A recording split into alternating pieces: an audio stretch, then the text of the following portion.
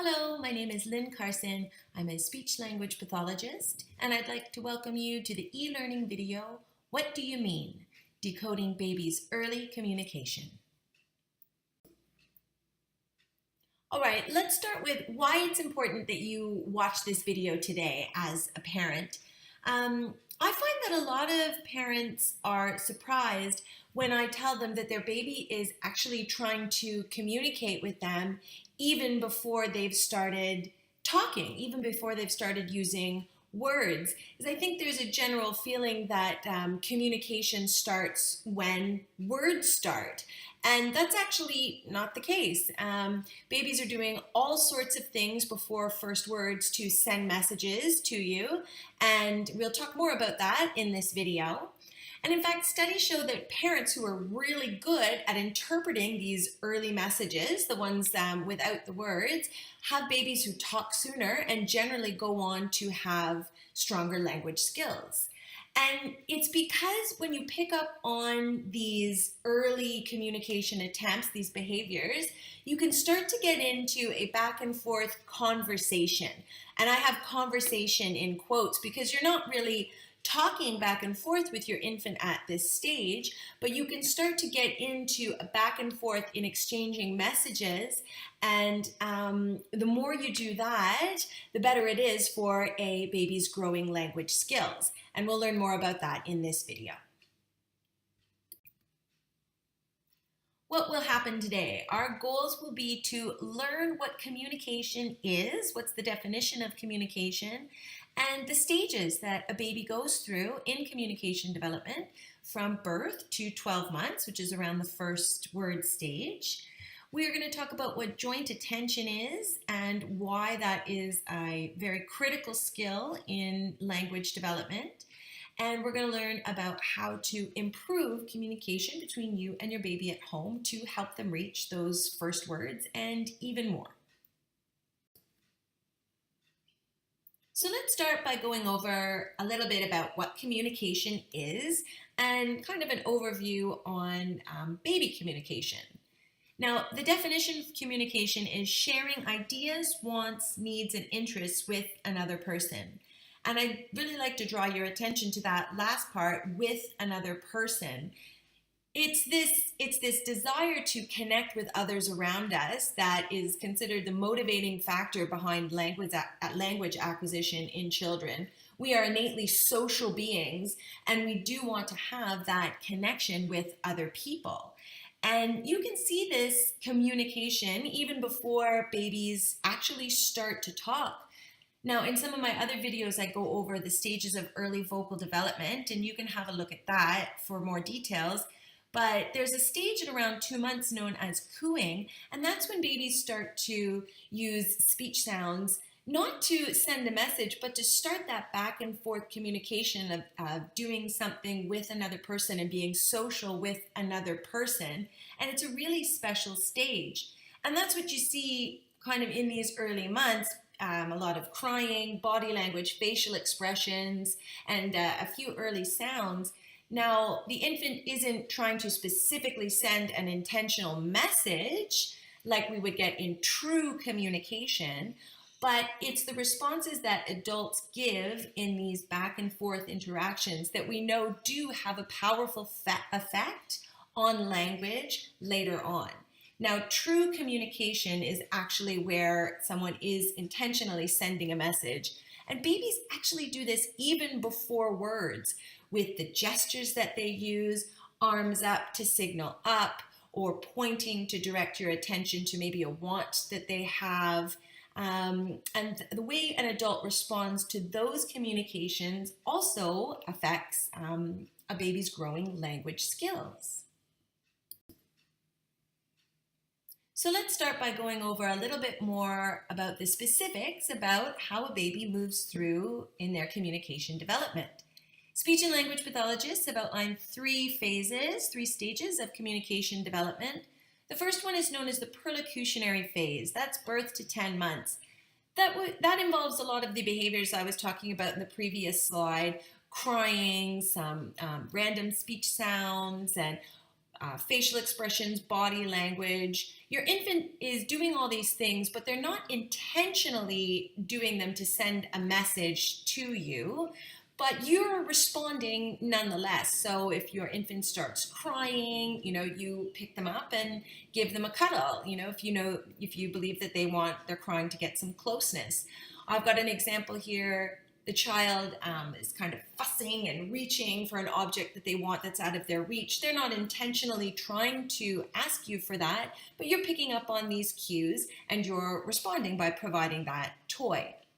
Now, as babies move along in their communication development, they move into the illocutionary phase, which is between 10 to 12 months of age on average. And here the infant has figured out that they actually can send a message to another person and it will have an effect on their behavior. But they're not exactly using words yet. So we're getting a lot of gestures. And my example here is that the child gives the mother a closed box of cookies. Now that can be a little bit ambiguous. Does the child like cookies and they want a cookie, or maybe they don't like cookies and they're trying to get rid of that box? Now, as they move along in their communication development, they'll move to the locutionary phase. And that is when they're really starting to use what we'd call the conventional methods or words to get their message across to another person. So maybe along with passing that box, they'll say the word cookie, and it now becomes a little more clear that, oh, no, that child wants to have a cookie.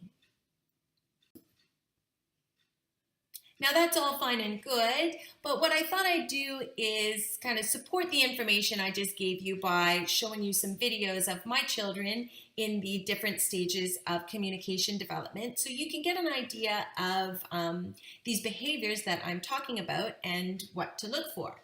So here is my daughter Addison. She's around 4 months old and she's in the perlocutionary stage of communication development. So she doesn't have any intention yet. She's not intentionally trying to send me a message. But research tells us that the kinds of responses that you are giving your infant, even in these early months, has an effect on them. It has an effect on their overall communication development.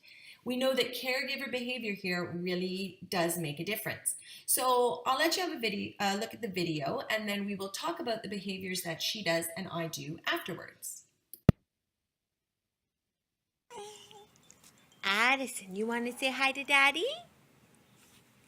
You want to say hi? Oh, what did we see? Oh, we found Eeyore. There's Eeyore right there. Gotta see Eeyore. Oh, he's so far down. How do I get him? There we go. Mommy will give you a hand.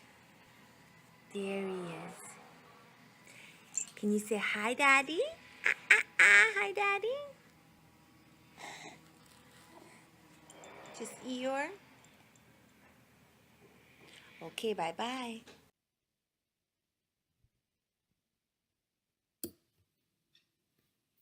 Now we're trying to send a little video to my husband at work there, and I'm talking to her, but she has turned for me and she's looking at that little Eeyore shaker, and I become responsive to that instead. Now I could ignore her and keep talking to her and maybe she'll pick it up on her own or maybe not.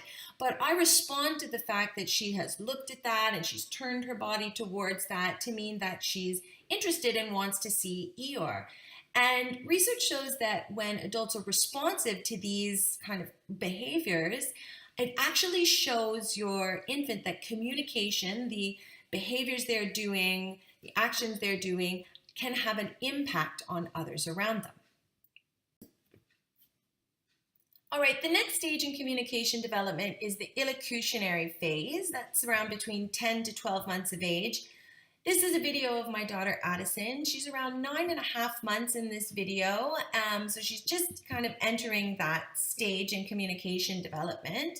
Now remember, babies are actually trying to send messages to you in this stage, but they are not doing it in a very clear way still. You're still kind of guessing at what the exact meaning is. So I'll let you have a look at my daughter here as we have a chat about the vacuum.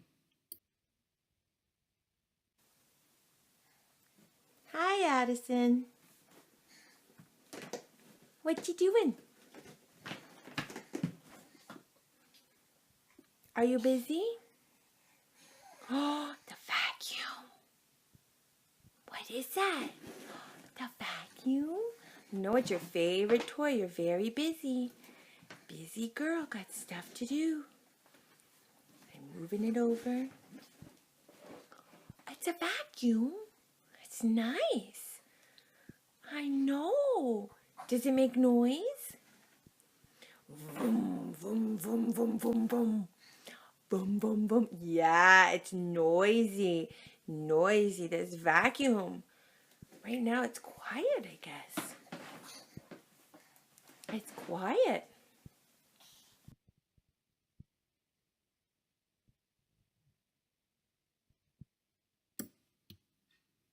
So you can see she's trying to send me some kind of messages about the vacuum. She's pointing at the vacuum, looking back at me, but I'm still guessing. Does she want the vacuum on? Is she just showing me the vacuum? I'm still kind of guessing. But research shows that adults who are, number one, responsive to this and value these kinds of early communication gestures have babies with stronger language skills later on, and also adults that are better at guessing, better at getting it right. Maybe I knew that she really did want the vacuum on and I went and turned it on for her afterwards. Those correct communication interactions that happen more often, generally these children go on to have stronger language skills later on. The final stage in this early communication development is the locutionary phase. That's around 12 months, over 12 months of age, when children start to really use words to send a message to another person. They might still use some gestures in there as well. I will let you look at Addison again. I think she's around 15 months of age in this video, and we're again sending a message to my husband. So I'll let you have a look at how her communication development has changed.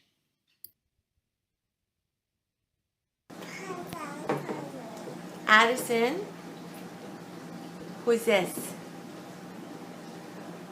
Who is that guy?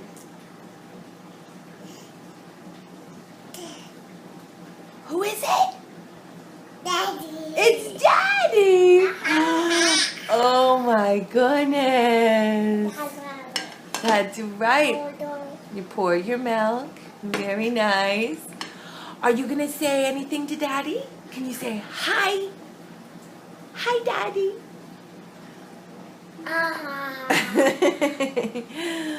Will you blow Daddy some kisses? You will? Can you show me?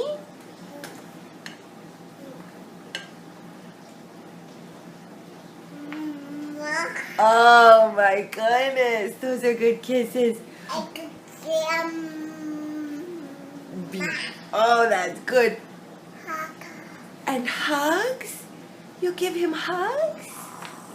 Oh. Mama. And for Mama too? Will you say, I love you, Daddy? I love you, Daddy. Will you say bye? Bye, Daddy. I love you.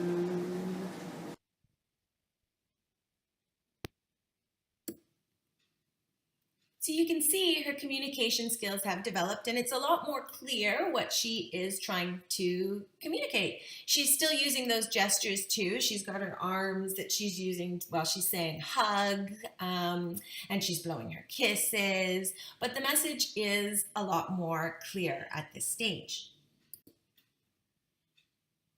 Well, how do they do this? How do babies go from these, non-intentional behaviors to this communicating toddler? Now, there are a lot of things that happen, and you can watch some of my other videos to learn more. But in this video, I'd really like to highlight the importance of joint attention.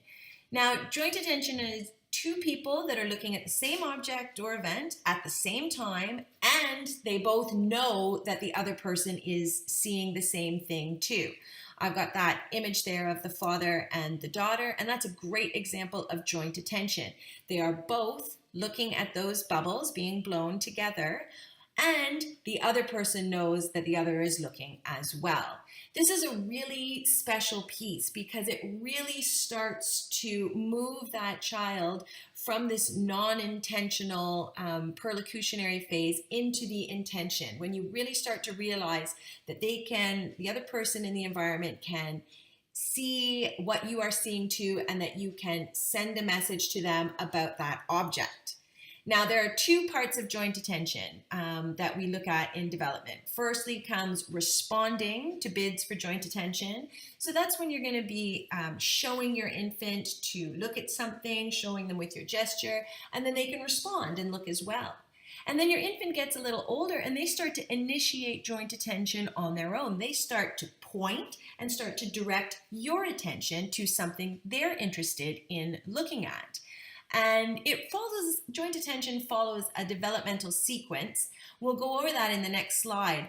But this is a really important part of language development. And we'll go over why as we move through the video. Now, we went through the stages of communication development from birth to 12 months, but I thought I'd go over how joint attention develops as the baby's communication skills develop as well. So when a newborn is born, they can only see objects a very short distance away from their face. But by the time they're around 2 or 3 months old, they can actually start tracking objects that go back and forth. They start watching these objects. And then at around 4 months, 3 or 4 months, they can start reacting to the differences in tone of voice, and they're able to watch these objects around them. By 4 to 6 months old, they can actually follow the direction that you're looking at. They can start to kind of understand, oh, this adult is looking over here, and they can start to try and follow what you're looking at. By 6 to 7 months, they can maybe even start to respond to the direction look. And they also start reaching at objects at the same time. So they are causing you to look at what they are reaching for. At around 8 to 9 months, they would even reach for things and then look at you. So they really are starting to put together that looking matters, that you look at objects and they look at objects, and that their behavior around that object matters and has an effect on the other person.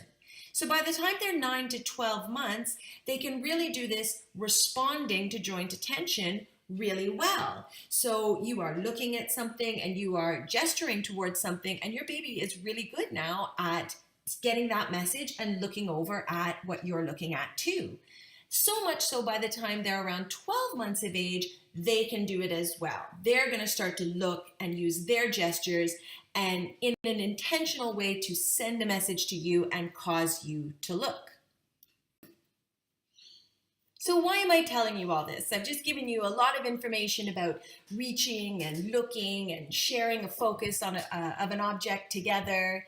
Well, all those are known as joint attention abilities, and there is a very strong relationship between a child's joint attention abilities and their language skills.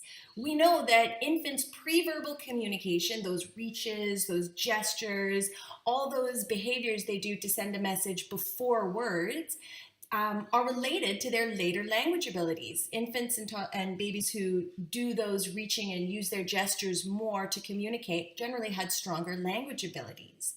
So the research is really powerful here in terms of the relationship between these two skills. Studies show that young babies and toddlers actually learn words a lot better during these joint attention activities when a parent and the baby are focused on the same object together. We know that infants that spend a lot more time in these joint attention activities with their parents were a lot more communicative, not only in the short term, but in the longer term as toddlers. And infants with these stronger joint attention abilities, the ones who were engaged and did these joint attention activities often with their parents, they were able to respond to their parents' bids for joint attention, or they were able to initiate joint attention with their parents. They had better social and behavioral competence when they were in preschool. So the relationship is really powerful.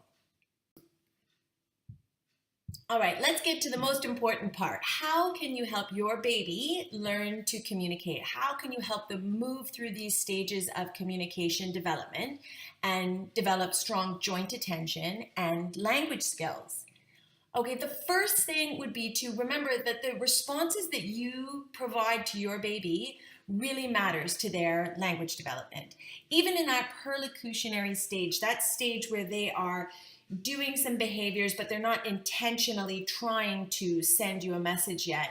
The types of responses that you give shows your baby that their behaviors can have an impact on others around them. And they will later start to understand that they can send specific messages through their behaviors. I tell parents to think of it like baby charades. They're not going to come out and say very clear words, so you're going to have to use some other clues. Use their body language and their facial expressions to try and figure out what their meaning would be, even if they don't have an intentional meaning yet, what it would be if they could say it. Use the environment for clues. Maybe it's too bright, maybe it's too noisy. And use some past experience and knowledge. If you knew that your baby didn't like something before, use that to help guide what you think they would be trying to communicate if they could again. And then the next thing would be to put some language to it. This is pretty important for word learning and developing vocabulary. So after you have figured out what their message would be, say it out loud so they can hear those words, hear that language, and eventually they'll learn to be able to say that word themselves. So if you see your baby reaching for a ball, you are pointing to a ball, you say, ball. And eventually they will understand that that would be the word that they could use to get that ball if they wanted it.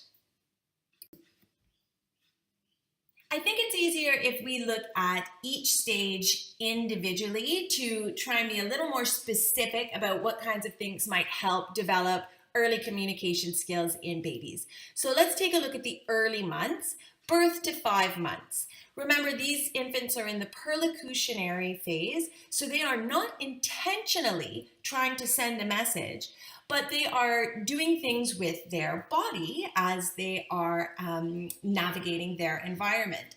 For this age, especially before you get to the 5 months age, babies are really doing a lot of looking. They don't have a great amount of control over their body yet, so it's really all in the eyes. You need to watch for what your baby is looking at, decide from their gaze what they might be interested in, and then you talk about that.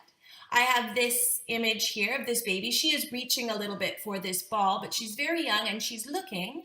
And if we were to observe her, we would see that she might be interested in that ball. So we would put some language to it and say, ball, and maybe offer her the ball. Moving into the later months, between 4 to 9 months, a baby is starting to get a lot more control over their body. So they're doing a lot more reaching, rolling, crawling, and moving. So at this stage, you're actually, remember, 4 to 9 months, they're still in that perlocutionary phase. So they're not intentionally trying to send you a message yet. It's not till when they get in this later stage, around 9 months plus, that they will start to intentionally send a message. But because they can move and reach, you can use that body language to help you take a best guess as to what they might be interested in. So the key here is to watch for the reach. Watch what they are grabbing at and what they are looking at to help you decide what they are interested in, and then talk about that. I have a mother here with her son, and they're doing a ring stacker. He's reaching over for this orange ring, and so she could put some language to it and say, ring. And maybe even a little more and say, let's put it on the ring stacker. And they could talk about that. He's getting a lot of language that goes along in this joint attention activity. They are both looking and sharing about their focus on the ring stacker as they're playing together.